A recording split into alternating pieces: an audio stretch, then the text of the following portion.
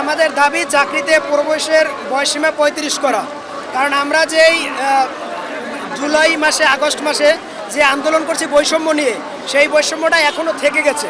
উদাহরণ দিয়ে যদি আপনাদের একটু বুঝাই, যে নার্সিং থেকে যারা সরকারি চাকরি পায় তাদের প্রবেশের বয়স ৩৫, শিক্ষক নিবন্ধন দিয়ে প্রবেশের বয়স ৩৫, কিন্তু অন্যান্য সরকারি চাকরি বিসিএস সহ সব জায়গায় 30।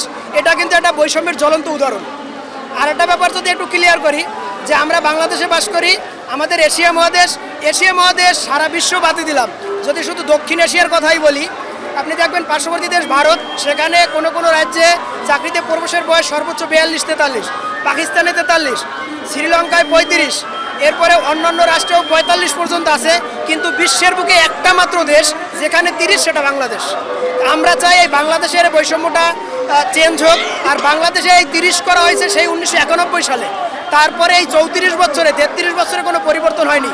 যখন 30 করা হয়েছিল তখন গড়ায়ু ছিল 56-57 বছর, সেই গড়ায়ু বেড়ে এখন হয়েছে 73 বছর, কিন্তু এখনও এই প্রবেশের বয়সীমাটা বাড়ানো হয়নি। আমার কাছে এই দাবিটা যৌক্তিক মনে হয়, এবং সরকার যদি এই দাবিটা না মেনে নেয়, আমরা যতক্ষণ না মানবে ততক্ষণ আজ মাঠে থাকবো। কিছু আমাদের থামাতে পারবে না।